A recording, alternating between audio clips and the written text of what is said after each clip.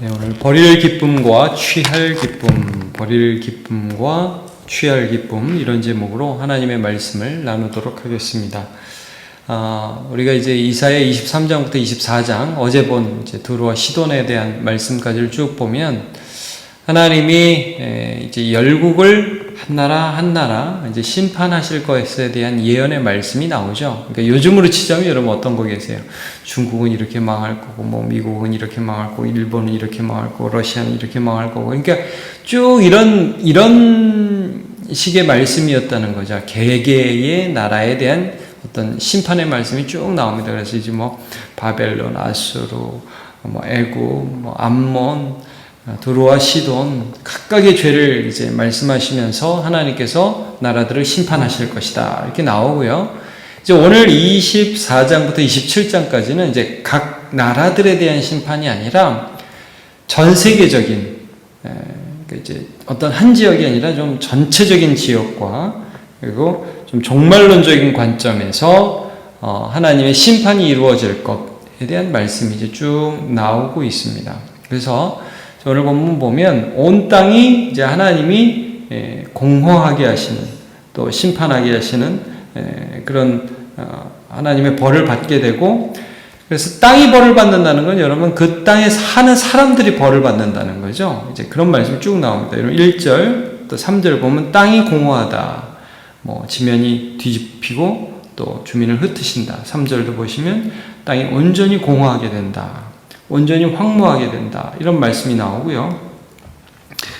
그 땅에 사는 사람들이 이제 이런 벌을 받는다. 그래서 2절 백성과 제사장이 같을 것이다.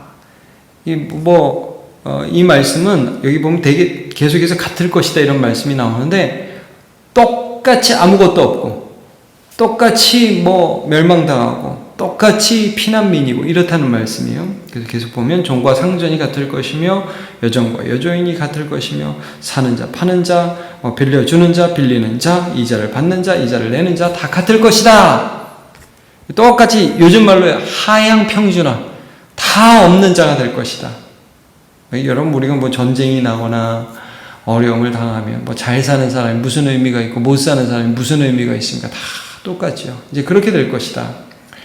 4절도 보시면 땅이 슬퍼하고 쇠잔하고 세계가 쇠약하고 쇠잔하며 세상 백성 중에 높은 자가 쇠약한다. 다 슬프고 쇠약하고 이런 말씀이 나오죠. 이 슬프다는 말씀을 유의 깊게 보십시오. 오늘 전체적으로 이제 6절 이후에 하나님 기쁨을 뺏어 가신다는 말씀이 나와요. 근데 이제 일단 유의 깊게 볼 게 5절입니다. 여러분 땅이 또한 그 주민 아래서 더럽게 되었으니 이는 그들이 율법을 범하며 율례를 어기며 영원한 언약을 깨뜨렸습니다. 이런 말씀을 합니다. 이게 하나님이 이렇게 땅을 심판하시는 이유가 뭐냐? 왜 백성들을 하향평준화 시키시느냐? 다 똑같이 이렇게 못살게 하나님의 심판을 받게 그렇게 만드시느냐? 율법을 범하고 율례를 어기고 언약을 깨뜨렸다. 얼핏 보면 이게 이해가 안 갑니다. 왜냐하면 지금 온 세상에 대한 말씀이고 그들은 율법을 받은 적도 율례를 받은 적도 없는 것 같습니다.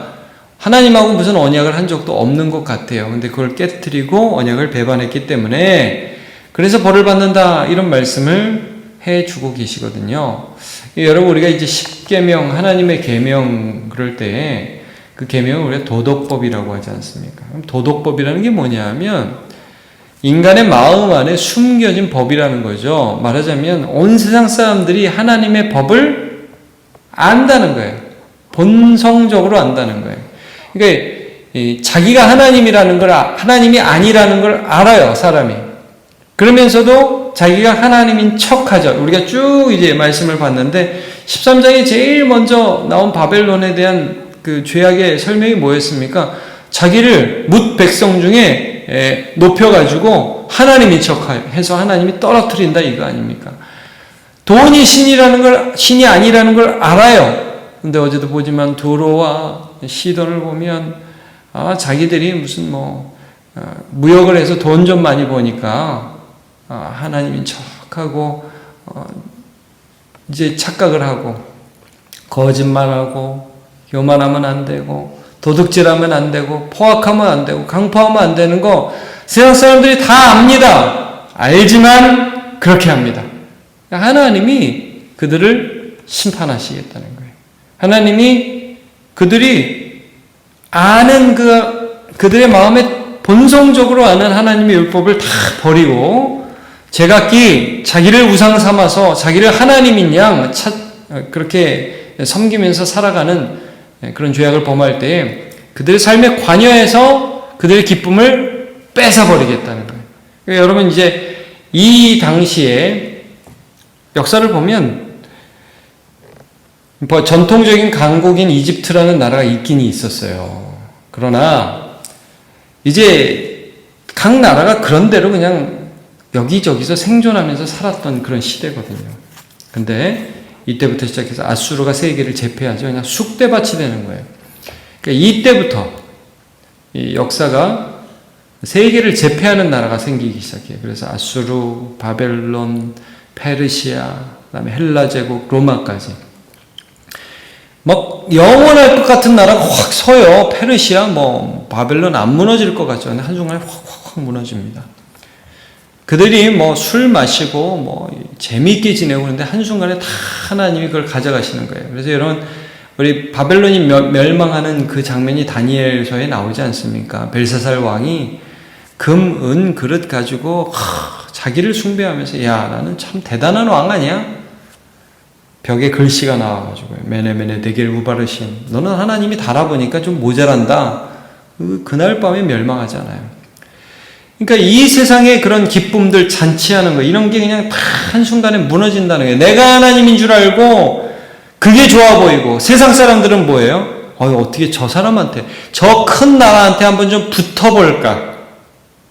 하나님이 거기 가면 기뻐할 줄 알고 착각하는 그 사람들의 기쁨 한순간에 다 멸망시켜버리겠다. 이런 말씀을 오늘 해주고 있는 것입니다. 그래서 여러분 6절부터 보면 포도즙이 많이 나와요.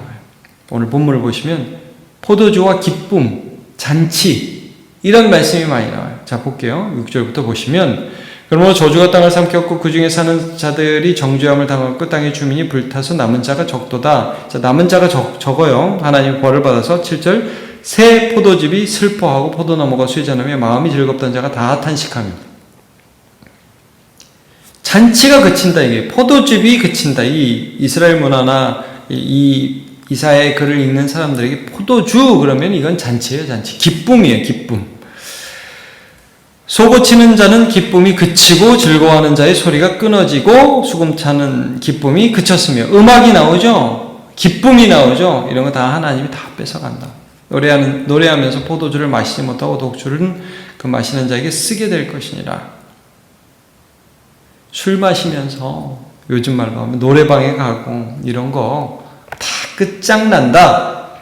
10절부터도 여러분 보십시오. 동일한 말씀이 나옵니다. 약탈을 당한 성읍이 허물어지고 집마다 닫혀서 들어가는 자가 없고 포도주가 없으므로 계속 포도주 나오죠. 거리에서 부르짖으며 모든 즐거움. 저 사람하고 있으면 파티하고 즐겁고 저 나라 저 왕하고 있으면 재미있고 저게 하나님인 것 같고 이 모든 거 하나님 그냥 다 엎어버리시겠다는 거예요.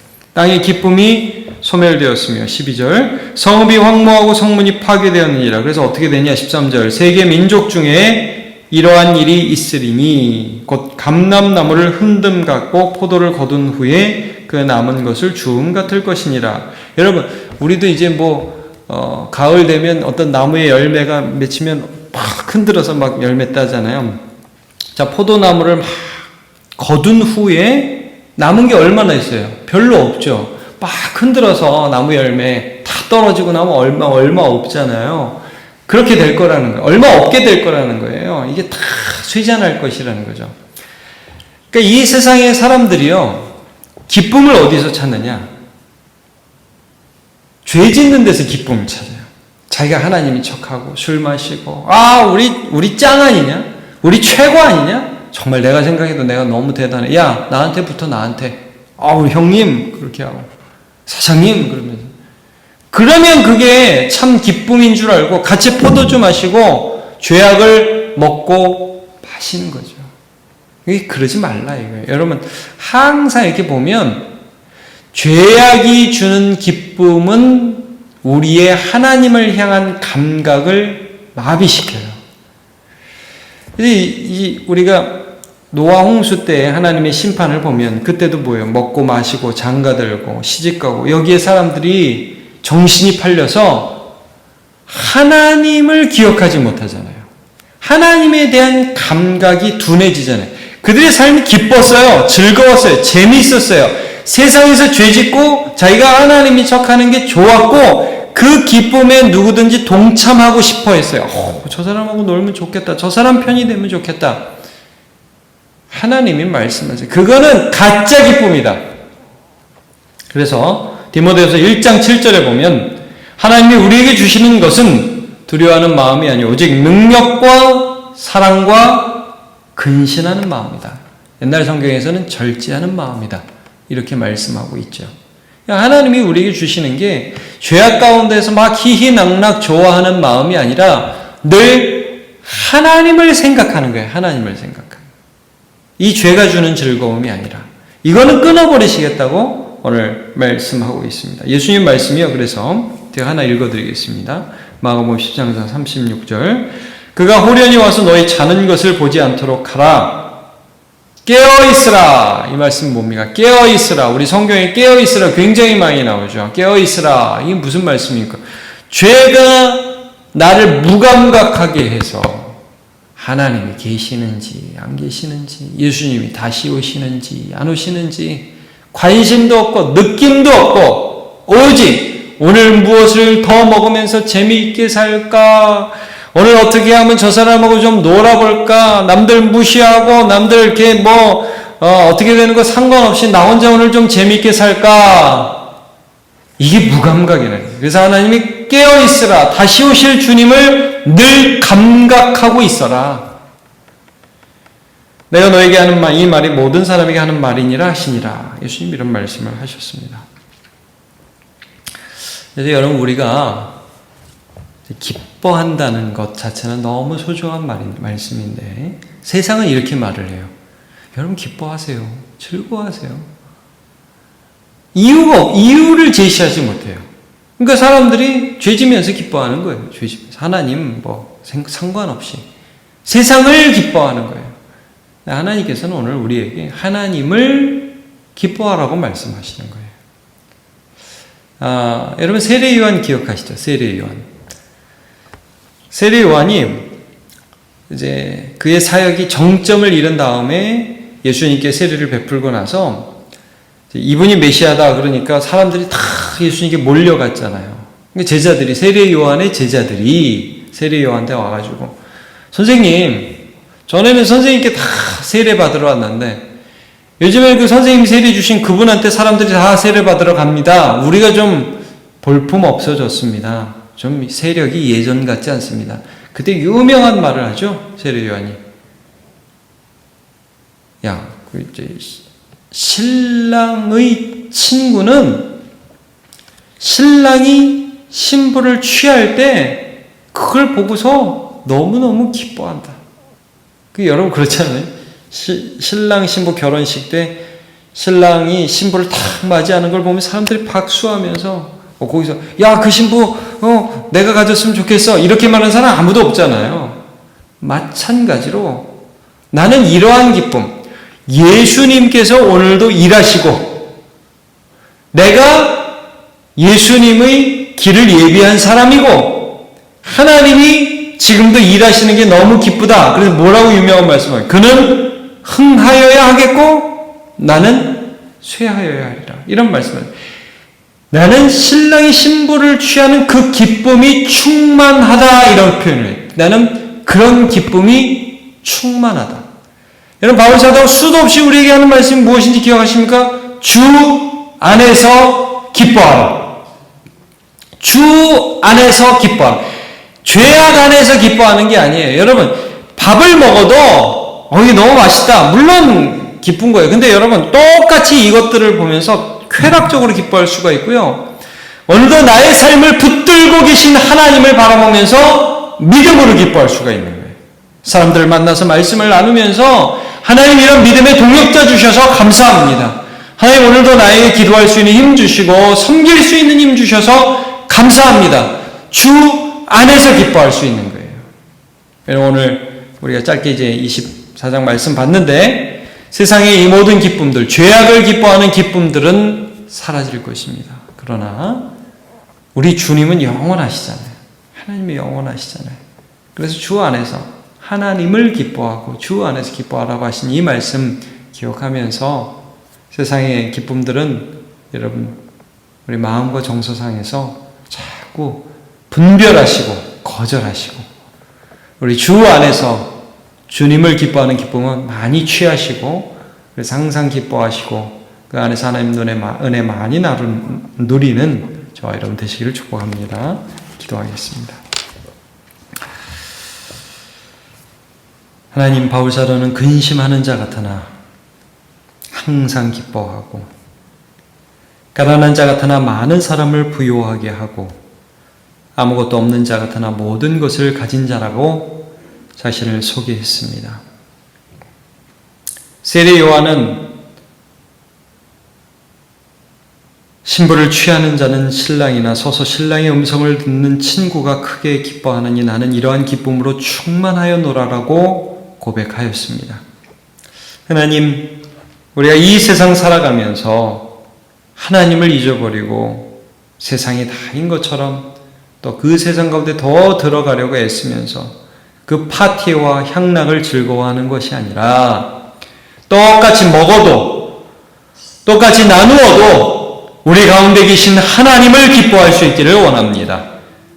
주 안에서 기뻐하고 주님의 사람인 것을 기뻐하고 하나님의 나라가 이루어져감을 기뻐하고 그 안에서 하나님을 찬양하며 하나님을 영화롭게 하는 주의 백성으로 오늘도 살아갈 수 있도록 은혜 내려 주시옵소서. 하루 가운데도 주님 은혜 내려주시고 특별히 지금도 비가 많이 오고 있는데 하나님 곳곳에 부르짖어 기도하며 하나님의 은혜를 간구하는 주의 백성들 은혜를 주셔서 피할 길을 주시고 또 하나님 이 가운데 우리가 더 겸손하게 기도하며 또 이것까지 사용하셔서 우리를 하나님의 사람으로 성숙시키기를 하나님의 향한 믿음을 잃지 않도록 붙들어 주옵소서. 감사드리고 예수님의 이름으로 기도하옵나이다. 아멘.